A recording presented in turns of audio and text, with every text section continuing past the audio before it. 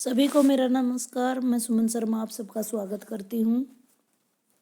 आज का मेरा विषय है कहानी, उद्भव और विकास। आधुनिक गद्य विधाओं में कहानी सबसे सशक्त विधा मानी जाती है। इसकी लोकप्रियता के कारण इसके पाठकों की संख्या बहुत ही अधिक देखने को मिलती है।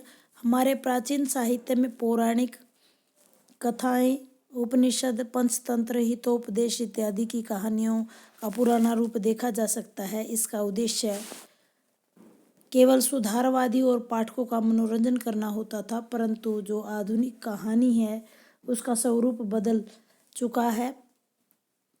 कहानी या कथा शब्द का शाब्दिक अर्थ होता है कहना। इस प्रकार किसी विशेष घटना को रोचक ढंग से किए गए वर्णन या उसके अच्छे से किए गए प्रस्तुतिकरण को ही कहानी कहते हैं। कहानी को अंग्रेजी में इस डायग्राम के थ्रू आप देख सकते हो कि कहानी को अंग्रेजी में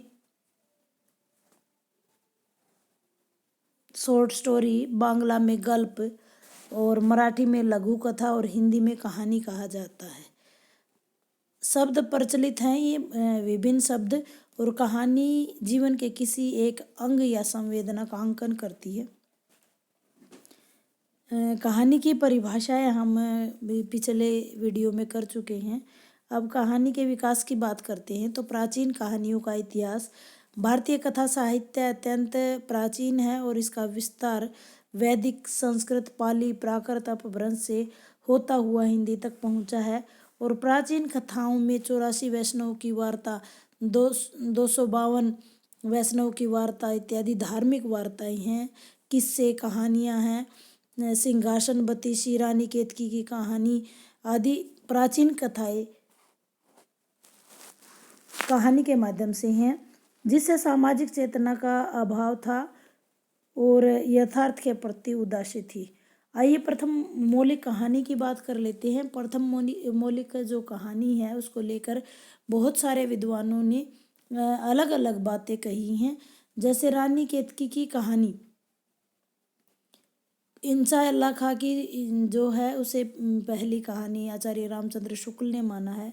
राजा भोज का सपना, शिव प्रसाद सितारे हिंद की इंदुमती जो कि किशोरीलाल गोस्वामी की है। एक टोकरी भर जो कि नवीन शोधों के अनुसार माधवराव स्प्रे की है। प्लेग की चुड़ैल 1902 में लाला भगवान दीन, 11 वर्ष का समय 1903। आचार्य रामचंद्र शुक्ल, पंडित और पंडितानी गिरजा दत्त वाजपेयी और दुलाई वाली 1907 में।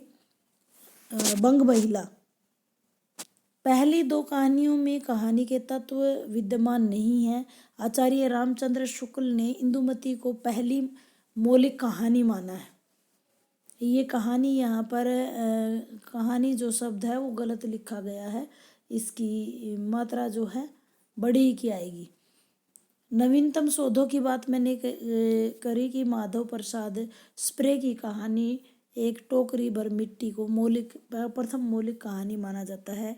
विकास की दृष्टि से प्रेमचंद को केंद्र में रखा जाता है और इसको समझने के लिए पूरे कालखंड को समझने के लिए हम प्रेमचंद को बिंदु मानते हैं। और इस प्रकार से प्रेमचंद से पूर्व कहानी जो कि 1900 से लेकर 1915, क्योंकि 1915 में शोध कहानी आई थी जो कि प्रेमचंद की पहली कहानी मानी जाती है, और 1936 में उनका निधन हुआ था और उनकी आखिरी जो कहानी है वो कफन है।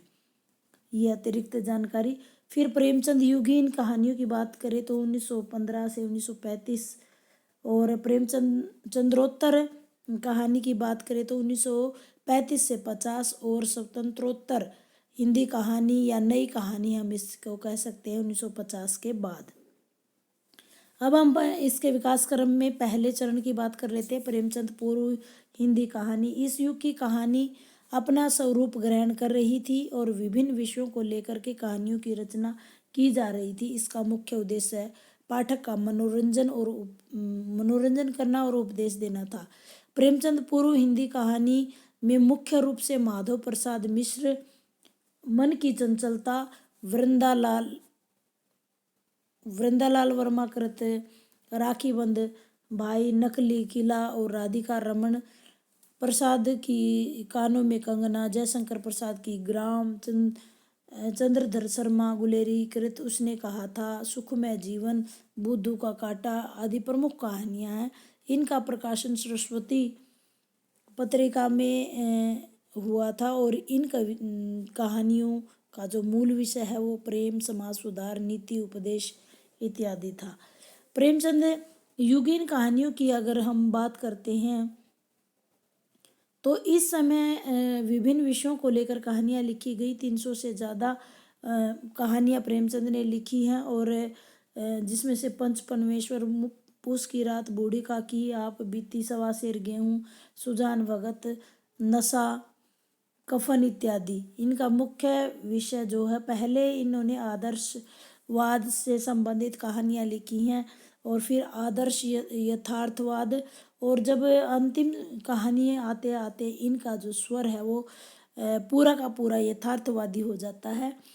इस युग के अन्य कहानीकार में विशंबर नाथ कौशिक की माँ कहानी, रक्षाबंधन, ताई, विधवा और बद्रीनाथ भट्ट की सुदर्शन के द्वारा रचित घर की जीत, दो मित्र, एथेंस का सत्यार्थी, जयशंकर प्रसाद की पुरस्कार, आंधी, इंद्रजाल, आकाशद्वीप, देवरथ और चतुर्थ सेन शास्त्री द्वारा कृत अम्बपालिका, दे खुदा की राह, पांडे बेचन शर्मा द्वारा लिखी गई है, चिंगारिया, बलात्कार, चॉकलेट इत्यादि कहानियाँ। इनका मुख्य विषय जो है प्रेम, शोषण की समस्या, संयुक्त परिवार की समस्या, यथार्थ जीवन में नारी की समस्या इत्यादि इनकी मुख्य विषय रही हैं। अब प्रेमचंद के बाद के समय को देखते हैं कि कहानी किस प्रकार से हुई। प्रेमचंद चंद्रोत्तर कहानियाँ ये विशेष पक्ष को लेकर नहीं चली हैं बल्कि विविध दिशाओं में इनका विकास चला है। इस युग में के प्रमुख कहानीकार यशपाल, जैनेन्द्र, अजय, इलाचंद्र जोशी जी हैं। यशपाल जो है प्रगतिवादी विचारधाराओं को लेकर के वो दुनिया, पिंजड़े की उड़ान और फूलों का कुर्ता, तरक का तूफान। अज्ञा जो कि मनोविश्लेषणवादी कहानियों से ओतप्रोत है, जैसे रोज, पुलिस की सीटी, कोठरी की बात। जैनेन्द्र ने भी मानवीय दुर्बलताओं को लेकर के जाह्नवी, पत्नी और मास्टर साहब, परख, पानवाला। इलाचंद्र जोशी ने दमित वासनाओं को, जैसे कुंठा का चित्रण करने वाली कहानियाँ, रोगी, मिस्त्री, परित्यक्ता, चौथे विवाह की पत्नी आदि कहानियाँ लिखी हैं जो युगीन परिवेश की महत्वपूर्ण विशेषताओं को ध्यान में रखकर लिखी गई हैं। उसके बाद स्वतंत्रता के बाद की कहानियाँ या नई कहानियाँ हैं। 1950 का जो समय है, स्वतंत्रता से पूर्व कहानीकारों में अपनी आंखों पर समाजवादी, नैतिकतावादी और विश्लेषणवादी चश्मा लगाकर देखा, परंतु नई कहानीकारों ने सभी पूर्वाग्रहों से मुक्त होकर जीवन के यथार्थ को देखने का प्रयत्न किया और नई कहानी की विकास यात्रा लगभग 1955 में शुरू हुई है। नई कहानी में जीवन के यथार्थ को पूरी ईमानदारी के साथ चित्रित किया है। इस युग में ग्रामीण अंचल, नगर बोध, यथार्थ बोध, यौन समस्या, व्यंग्य को लेकर कहानियाँ लिखी गई हैं।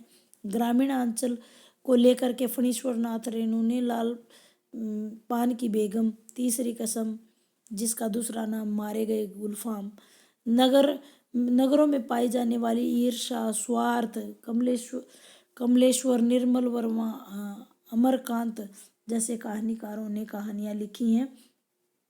नई कहानी को समृद्ध करने के लिए कथा लेखिकाओं ने भी बहुत महत्वपूर्ण स्थान है। मन्नू भंडारी ने पति पत्नी के संबंधों को लेकर के मैं हार गई, त्रिशंकु, यही सच है इत्यादि कहानियाँ लिखी हैं। वहीं उषा प्रियवंदा, कृष्णा सोबती, इसके अलावा प्रेम और विवाह के कटु मधुर संबंधों का चित्रण किया है।